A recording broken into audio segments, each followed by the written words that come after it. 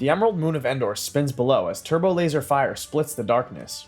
Admiral Ackbar's gravelly voice cuts through the chaos on the bridge of Home 1. "All craft, pull up, it's a trap!" But this time, there's no escape. The Imperial fleet, hidden behind the forest moon, emerges like predators from the void. Star Destroyers materialize from hyperspace in perfect formation, their wedge-shaped hulls forming an inescapable net around the Rebel Armada. The Death Star's super laser, fully operational despite intelligence reports, carves through Mon Calamari cruisers like a knife through flesh. The Liberty explodes in a blinding flash, taking 3,000 souls with her. On the forest moon below, the strike team's mission unravels with brutal efficiency. Han Solo pounds his fist against the bunker's blast door as Imperial reinforcements pour from hidden tunnels. Stormtroopers in forest camouflage emerge from the undergrowth. The Empire had known they were coming all along. The Ewoks fight valiantly, their primitive weapons claiming a few victims, but AT-STs stride through their tree villages, leaving only fire and ash. Then comes the sound that chills every rebel's blood, the mechanical breathing of Darth Vader himself, leading a battalion of his finest troops. Chewbacca roars defiance as stun bolts find their mark. Han reaches for Leia as darkness claims him. The shield generator remains intact, humming with deadly purpose. Above, in the Death Star's throne room, Luke Skywalker stands between two Sith Lords, his father and the Emperor. The young Jedi's lightsaber trembles in his grip as Palpatine's laughter echoes off the chamber walls. "Your friends have failed, young Skywalker. The rebellion dies today." Luke feels it through the Force, the light of countless lives extinguished in the space above. Admiral Ackbar's tactical genius silenced forever. Wedge Antilles' X-Wing consumed by Emerald death. The medical Frygate redemption, where so many wounded had found hope, reduced to atoms. Strike me down and your journey to the dark side will be complete. But something unexpected happens. As Luke raises his weapon in desperate fury, Vader moves, not to stop his son, but to protect his master. Father and son clash, green against red, as the Emperor watches with serpentine satisfaction. The duel is fierce but brief. Vader, empowered by the dark side and decades of experience, drives Luke back. "I will not fight you, Father. Then you will meet your destiny." But as the killing blow descends, Luke's composure shatters. In that moment, feeling the death of the rebellion, the capture of his friends, the weight of absolute failure, he snaps. His lightsaber intercepts Vader's with newfound fury. The peaceful Jedi gives way to something darker, more primal. He fights not with the measured strokes Yoda taught, but with raw emotion. The Emperor's delight grows as Luke presses the attack. Each strike carries the weight of his anguish. When Vader stumbles, Luke doesn't hesitate. His blade finds the gap in his father's armor, the one Luke himself created on Cloud City. Vader falls to his knees, reaching out with one trembling hand. "Luke, you were right about me." But the Emperor swiftly acts. Force lightning erupts from his fingertips, not at Luke, but at the fallen Vader. A failed apprentice deserves a failed death. "No!" Luke screams, and in that scream is the breaking of everything he believed in. His lightsaber finds the Emperor's heart before the old Sith can react. Palpatine's eyes widen in surprise, then satisfaction, as he crumbles to the floor. Good, the circle is now complete. Luke stands alone among the bodies of the two most powerful beings in the galaxy. The throne room's vast windows frame the destruction of the rebel fleet, his friends, his cause, everything he fought for reduced to floating debris. The dark side whispers its seductive promises: power to bring order, strength to prevent such loss from happening again, control. The man who entered this room as Luke Skywalker leaves it as something else. His eyes, once bright with hope, now burn with the golden fire of the Sith. In the days that follow, he takes a new name, Darth Kalum, for the heavens he will rule with an iron fist. Before we move on, if you're enjoying this video so far, take a second to like the video and subscribe to the channel. Over 98% of you watch without subscribing. Imagine what we could accomplish if everyone subscribed. Thank you all for your continued support. The HoloNet broadcasts reach every corner of the galaxy within hours.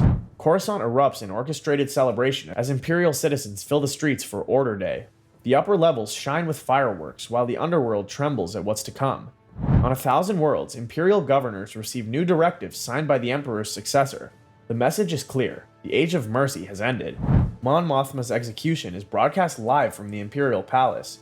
The former senator stands dignified to the end, her final words cut short by the crimson blade of the new Emperor. "For the Republic!" Darth Kalum, watches impassively as the founder of the Rebel Alliance falls. Around him, the reborn Inquisitorius kneels in reverence. These Force-sensitive hunters, drawn from Imperial academies and darker places, become his fist across the stars.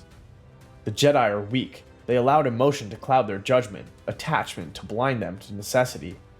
Under my rule, the Force will serve order, not chaos. Those who cannot wield it properly will be corrected.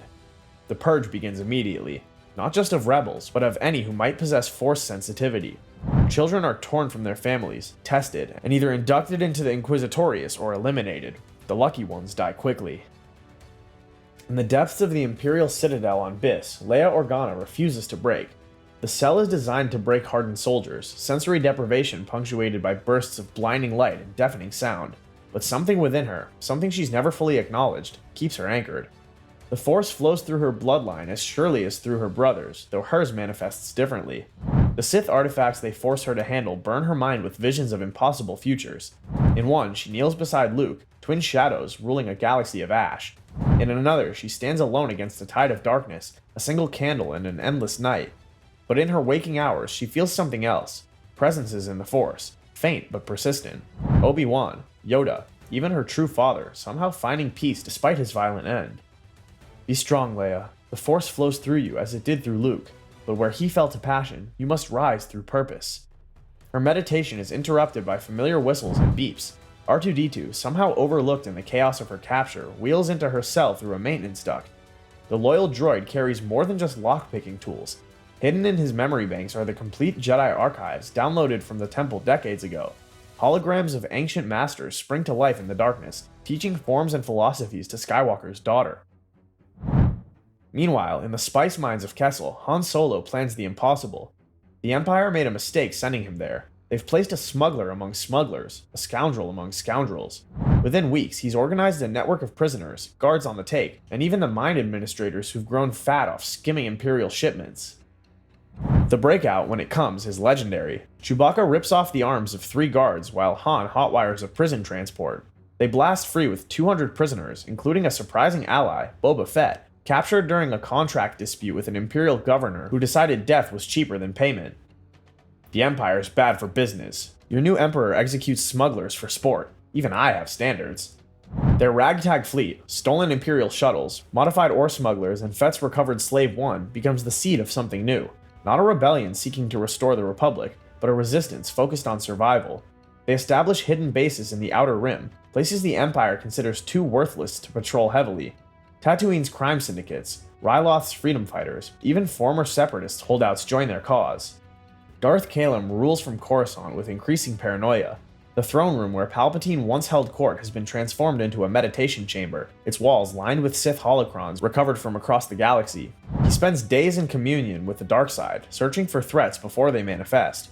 His Inquisitors spread like the plague, their red-bladed lightsabers bringing death to any who oppose the New Order. Yet for all his power, Kalum is haunted. In the moments between sleep and waking, he hears his father's voice.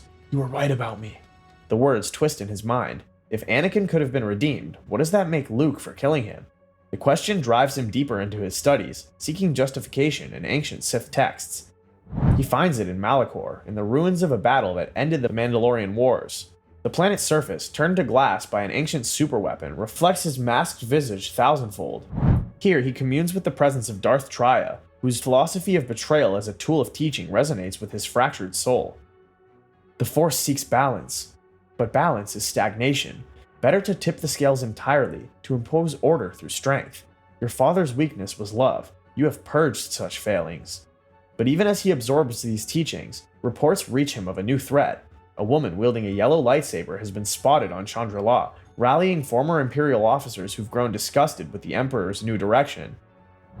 The descriptions are vague, but the Force screams a truth he's tried to ignore. Leia lives, and she's embracing her heritage. Their first confrontation comes on Naboo, where Leia attempts to retrieve Padme Amidala's personal effects from the old royal palace. Kalum arrives with a contingent of Inquisitors, but waves them back. This is family business. Sister. His voice is distorted by the mask he now wears, not Vader's, but something sleeker, more serpentine.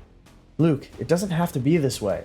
She ignites her yellow blade, its color representing the balance between Jedi Guardian and Consular. Luke is dead. I am Darth Kalum, bringer of order. They duel through the palace halls where their mother once walked, past windows overlooking the waterfalls of Theed. Leia fights defensively, using Form 3 techniques learned from Obi-Wan's holocrons. She lacks Luke's raw power, but compensates with clarity of purpose. Where he attacks with rage, she responds with calm redirection. I felt it when you killed him. Father, he forgave you in his final moments. Forgiveness is weakness. The galaxy needs strength. Calem's fury intensifies, lightning crackling between his fingers, but Leia doesn't fight his darkness with light. She meets it with understanding. You're afraid of losing control, of failing like the Jedi failed. But Luke, fear leads to, don't quote platitudes at me. His assault becomes desperate, wild. In his fury, he makes a mistake. Leia's blade finds its mark, not to kill, but to disarm. Calem's lightsaber spins away as he falls to his knees. She stands over him, yellow blade humming with restrained power. This is the moment. She could end it all, claim the throne, restore the Republic. Instead, she deactivates her weapon. I won't make your mistake. There's still good in you, Luke. When you're ready to find it, I'll be waiting. She leaves him there, kneeling in the throne room of a dead queen, surrounded by the echoes of what might have been. Calem's rage gives way to something worse. Doubt. The certainty that has driven him begins to crack. Years pass. The Empire endures, but without vision. Calem retreats increasingly into his studies, leaving governance to the Moffs who grow fat on corruption. The Inquisitorius, without clear direction, devolves into competing factions.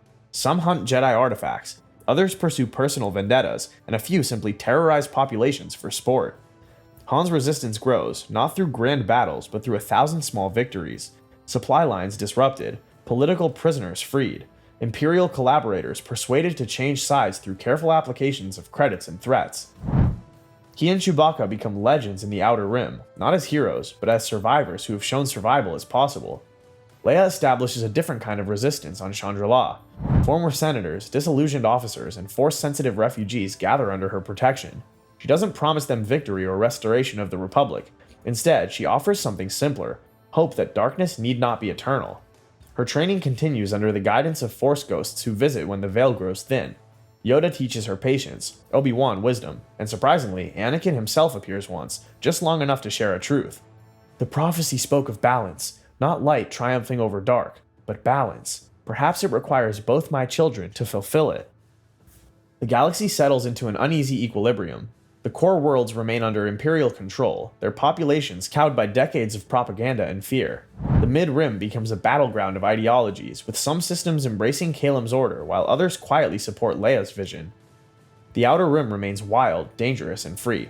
Han Solo's domain, where the Empire's reach exceeds its grasp.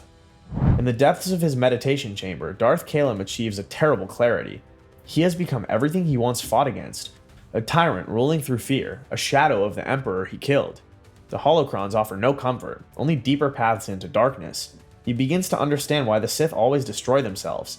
Power without purpose is its own prison. One night, he reaches out through the Force, touching his sister's presence across the stars.